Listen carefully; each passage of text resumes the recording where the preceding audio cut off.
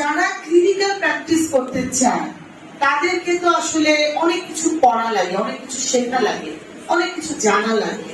এমনকি আমরা যারা প্রফেশনাল ওয়ার্কার কাজ করছি ডাক্তারদের পাশে, তো ডাক্তার কেন আমাকে রেফার করবে বা আমি কেন তার কথা অনুযায়ী কাজ করব, বা সেই বা কেন আমাকে বলবে যে মেয়েটা অনার্স মাস্টার্স পাস করে আসছে, ওর কাছে রুগী পাঠাবো। মানে এটা একটা ডাক্তারের সাইকোলজি বোঝা লাগে না, যে সে কেন বলবে।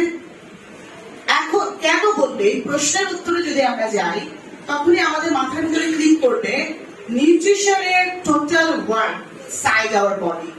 সেক্ষেত্রে মেটাবলিজম, সেক্ষেত্রে বায়োকেমিস্ট্রি, এই জিনিসগুলো আমাদের বোঝা লাগবে, তাই না? এগুলো না বুঝলে কিন্তু আমরা পারবো না। তো আমার যেহেতু এখন সেশন, আমার যতটুকু সময় আমার জন্য দেওয়া হচ্ছে, আমি ঠিক ততটুকু সময়কেই কাজে লাগাবো। এখন যে সূর্যের আলো, আমাদের সূর্যের আলোটা এখন কোন অবস্থায় আছে? মাথার উপরে না বাঁকা না হেলে আছে? কোন অবস্থায়? মাথার উপরে। মাথার উপরে, মানে এটাকে আমরা বলতে পারি 90 ডিগ্রি অ্যাঙ্গেল, তাই না? ওকে, এখন 90 ডিগ্রি অ্যাঙ্গেলে ইউভি রেটা হাই থাকে নাকি ভিটামিন ডি হাই থাকে, নাকি এখন আমরা গায়ে রোদ লাগলে আমাদের বডিতে ভিটামিন ডি তৈরি হবে? কখন হবে? এখন সকাল 10টা থেকে দুপুর 2টা পর্যন্ত।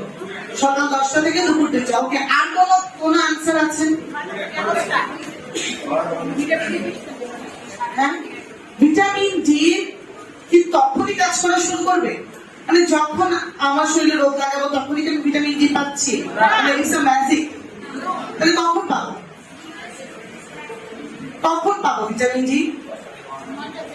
না, সেটা তো টাইম। আমি রোদ লাগে আসলাম 10টার সময়, আমি রোদে গেছি, আমার বডির নিচে কি ভিটামিন ডি তৈরি হওয়া শুরু হবে? হবে, তখনই হবে। তাহলে এটা কখন হবে, কাজ করবে কখন?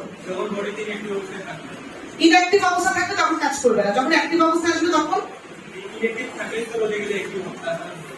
আচ্ছা, ইনঅ্যাক্টিভ অবস্থা বডিতে আছে মানে হিডেন, মানে something is hidden in your body, মানে হুইচ উইল ব্রাস্ট যখন তুমি সূর্যের আলো গায়ে লাগাচ্ছ, এই তো।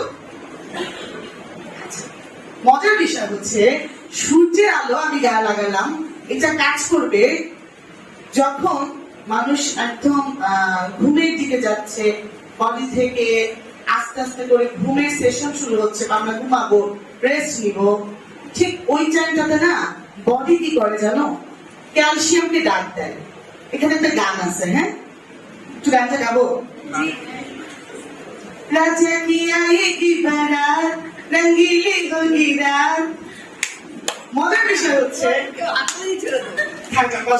মজার বিষয় হচ্ছে ক্যালসিয়াম বডিতে সঞ্চিত অবস্থা থাকে। ক্যালসিয়াম, এই যে হাত, আমাদের কার্টিলেজ, এই কার্টিলেজের ভিতরে, হাড্ডির ভিতরে সঞ্চিত অবস্থা থাকে, মানে হিডেন অবস্থায় থাকে। হ্যাঁ, এখন ভিটামিন ডি বডিতে আসলো। ভিটামিন ডি তো আমি সূর্যের আলো লাগাইছি 10টার সময়, ক্যালসিয়াম কখন আসবে? ক্যালসিয়ামকে আসলে তো রাজা কি আইগি বাড়াতে হবে, তাই না? তাহলে এই রাজা কি আইগি বাড়াতে টাইমটা যখন ক্যালসিয়াম আসবে, তখন আমাদের শরীরে না ঝিমঝিম ব্যথা হয়, পা কামড়ায়, গা কামড়ায়, পুরো ভিতরে আরো বেশি কামড়ায়, বলে একটু পাঁচে যাবে, পিছিয়ে বলে পায়ের উপরে হাঁটে, চুপি চুপি করে একটু হাঁটতে দাঁড়াইতে বলে, তাই না? আছে না এরকম বাড়িতে নামিয়ে যাবি?